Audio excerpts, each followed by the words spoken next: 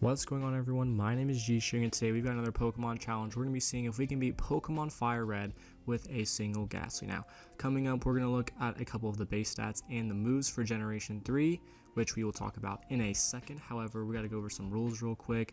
No items can be used in battle, and we cannot use any held items. Obviously, we can use HM slaves for the HMs that we need, and Gastly can only be used in battle. Now, base stats wise, Gastly has some really good base stats in two categories, special attack and speed, so those are going to be very helpful. However, he is abysmal in everything else, unfortunately. So we're going to be able to give hits, we're not going to be able to take hits. So that's kind of what you expect with the Gastly, Haunter, and Gengar forms. But anyway, we're going to pick up Gastly right here. We're going to see how this challenge ends up going. I know it's been a very long time since I did a challenge. Also, we're going to name him Astley after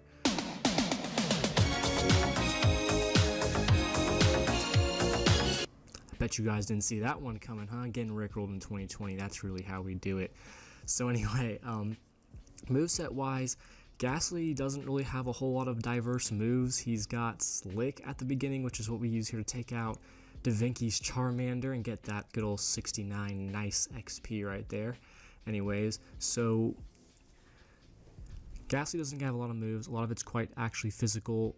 Going into this first battle with Davinki, we actually ran into some problems here. I didn't realize that, in fact, Astley cannot use any moves against normal type Pokemon, so this ends up being quite annoying now and later on in the game. So I had to go back into this battle and just straight up use Struggle. I didn't have any other move that I could possibly use to take out his Pidgey, or else I could have just quit the challenge, obviously, but we didn't really want to do that. So the next couple minutes is going to be me struggling literally against his Pidgey, and the worst part is I got hit with I think 4 or 5 sand attacks, so my accuracy was absolutely awful. I couldn't hit Pidgey for I think a good straight 3 minutes when I was playing this battle in real time. So again, this is a big challenge early on in the game. Obviously, once Gastly gets higher up in level, he won't have very many problems taking out a lot of the Pokemon, and especially once we get to the better moves, he's going to have a quite easy time taking everyone out. But I'm telling you right here, we were really on the struggle bus with a lot of these first few battles. Anyway, so like I was saying, once we get some more diverse moves, then Gastly kind of turns into an absolute tank. You don't actually need to evolve him into Haunter, and given that it's Halloween, I figured might as well just use Gastly instead, because if I used Haunter, I think this would be a little bit too easy, honestly. But I just thought it would be a cool challenge just to do Halloween, ghost, spooky, everything going on. So right here, we're going to start battling Brock. We take out his Geodude quite easily, hitting him with the Curse. That was the only other move that I can actually learn at this point. Leveling up Astley, and we put Onix to sleep, and we take him out with a couple of Nightshades. I ended up learning that apparently in this version of the game, for some odd reason, Nightshade is apparently a ghost move, but it wasn't acting like it. It wasn't being super effective against Pokemon that were actually weak against ghost moves, so I don't know if that's an issue with the game. Oh, here's some more problems when I had to go battle Pidgeys and I can't actually battle them because all I have is Curse at this point in time.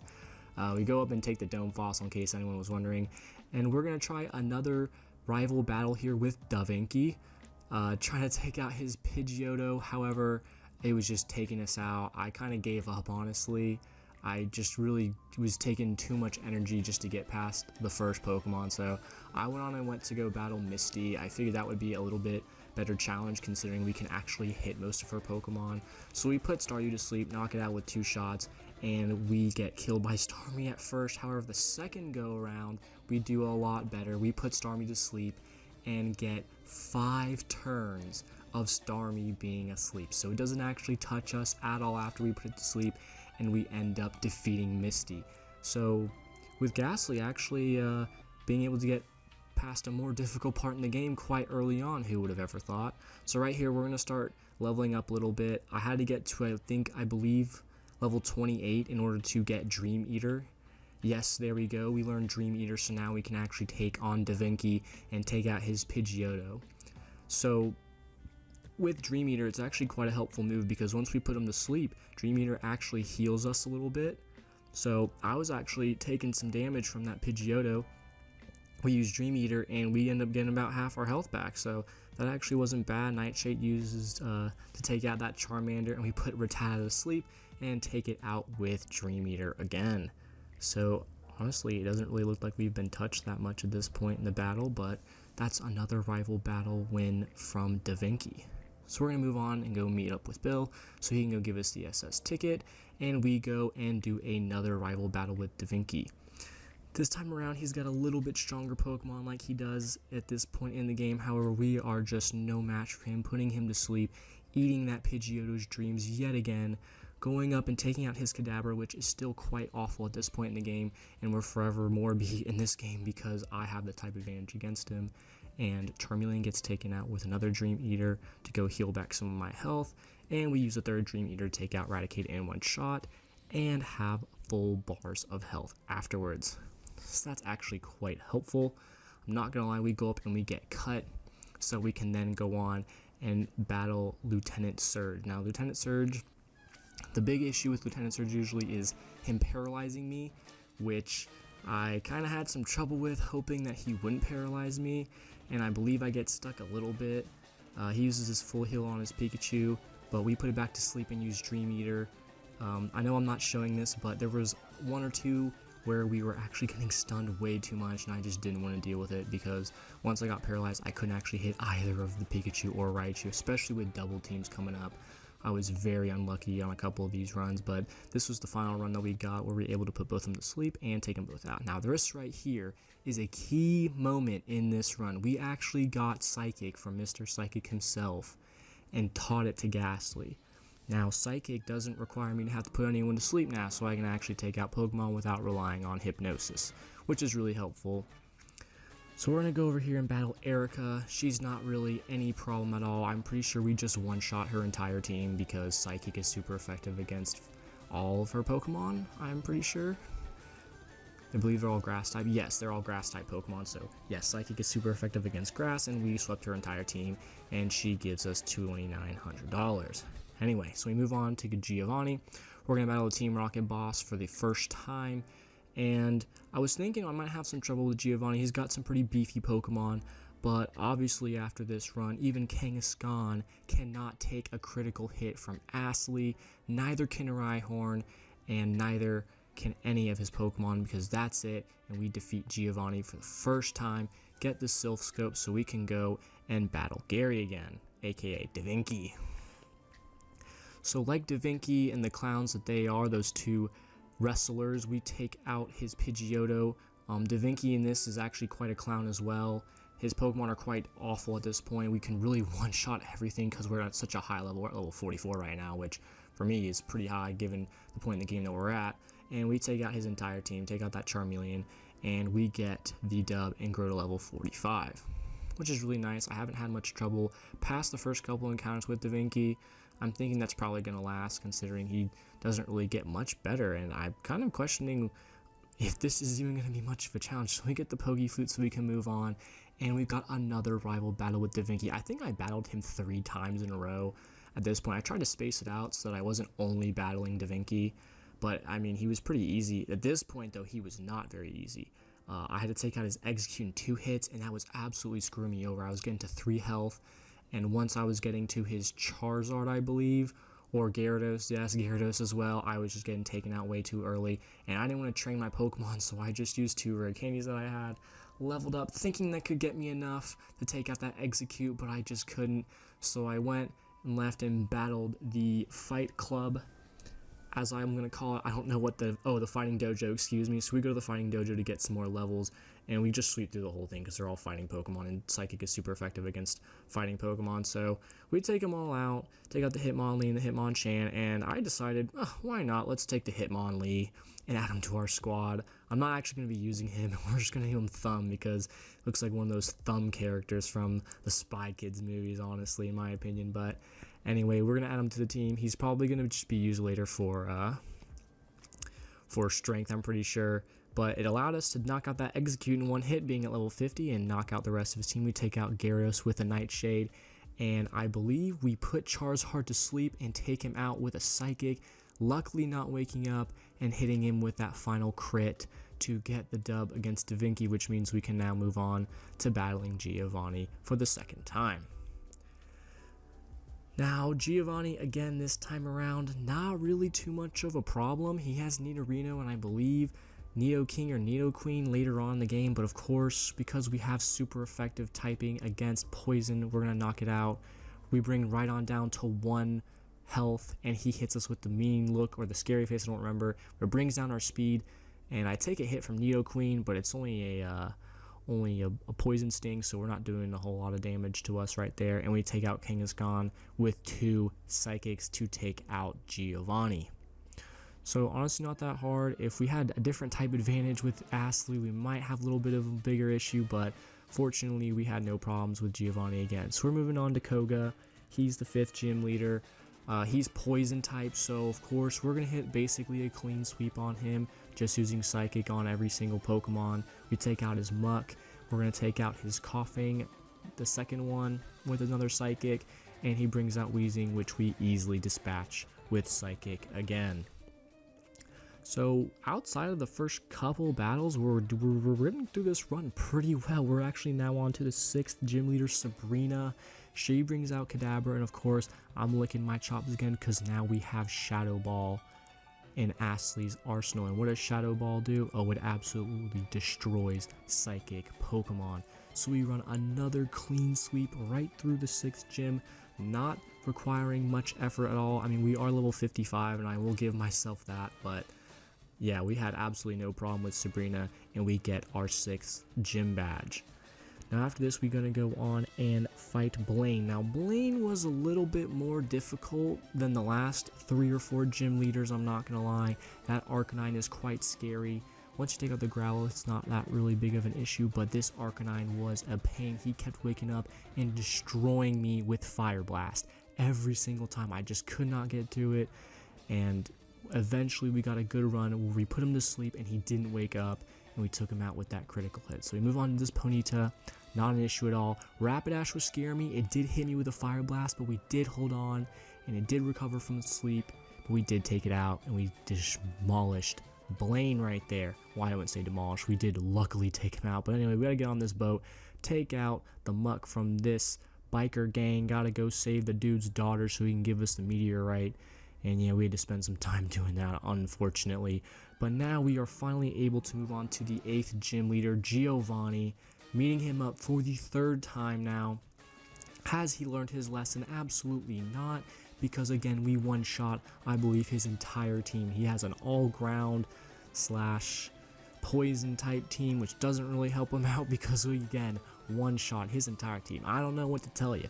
I mean, honestly, playing with Gastly throughout this game, it was making me jealous of the Jinx run I did where I tried to get through Pokemon in 10 minutes, because this Gastly, I mean, if I would have had a Gengar, I swear I could have beaten this game a hell of a lot faster. So honestly, I think Gastly was probably not the best choice for challenge-wise. We're going to pick up Thunderbolt right here, so now we can battle the Elite Four. But first, of course, we do have to battle Davinci the final time before we meet him later on in the game. So first off, we take out Pidgey out with that Thunderbolt. We move on to Alakazam, take him out with a quick Shadow Ball. Again, Davinci's team isn't really that good at this point. Once he gets to his final form, he's a little bit more of a challenge, but right before, especially his levels too, he's just not looking too hot. When we put his Charizard to sleep and knock it out with 2 Thunderbolts, and that will be that for now. Oh, well, excuse me, we have Execute, which put me on paralysis, but yet I still knocked it out, luckily, by not being flinched with the whole paralysis issue. Anyway, so we're going to have to train up a little bit. We're a little bit too low of a level. I wanted to get to around level 70 because I felt like that was a pretty good level.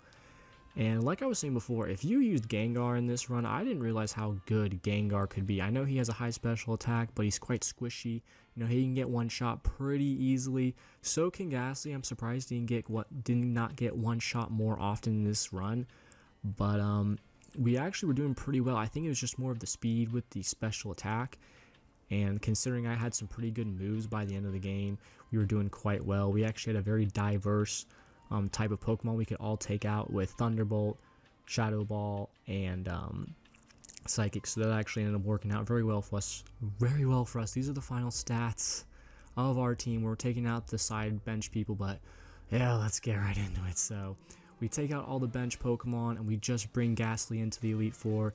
And we're going to start off by battling Lorelei. She has Ice Pokemon, I believe, which is quite nice because a lot of them are actually dual typed water with ice, so we can actually use Thunderbolt for a lot. Slowbro actually gets taken out because he's a psychic Pokemon with Shadow Ball, and luckily we use Thunderbolt and paralyze the Lapras so that we can take it out with 2 shots.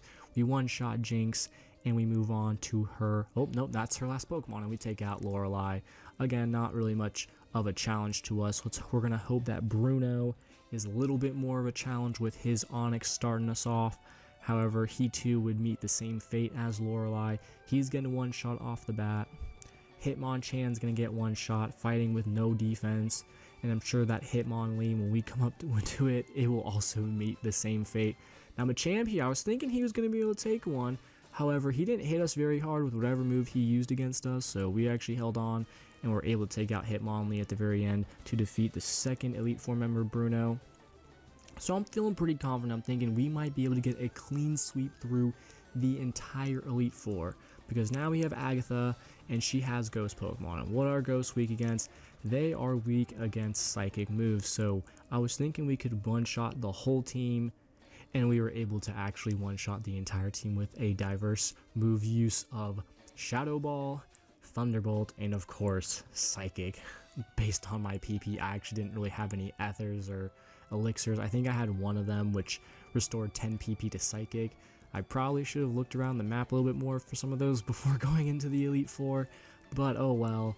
The challenge, I just want to get it done with. It was taking me quite a bit of time at this point because I had been having some issues earlier on in the game and I had to train a lot. So anyway, we're now on to Lance the Dragon Master. We take out his Gyarados with a single Thunderbolt.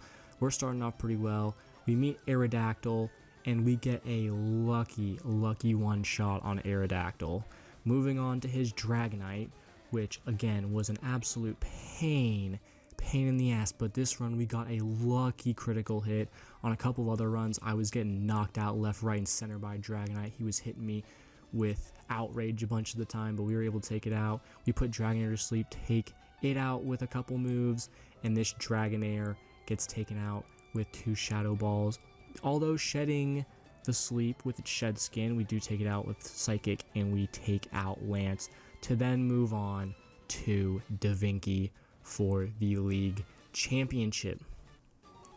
Now I was a little bit nervous, thinking that Davinci would be a little bit higher level with all of his Pokemon. I was thinking we might have some issues here. However, Pidgey comes out, we send out Gastly. Gastly hits it with a Thunderbolt, takes it out no problem. Alakazam comes out, he's not fast enough, we take him out with a Shadow Ball. Gyarados is out, we hit it with a Thunderbolt. Looks pretty good. Are we going to be able to get a clean sweep? We put Executor to sleep. Use Psychic because we get that special defense drop, so we don't have to use all of our moves. We hit it with a Shadow Ball and take it out. It was actually quite tanking my Shadow Balls pretty well, so I was very surprised right there. We take out the Rhydon and we put Charizard to sleep. Although it has that sweet citrus berry, we finish it off with a Thunderbolt. And that is it, ladies and gentlemen. We are the league champ and we have defeated Davinci.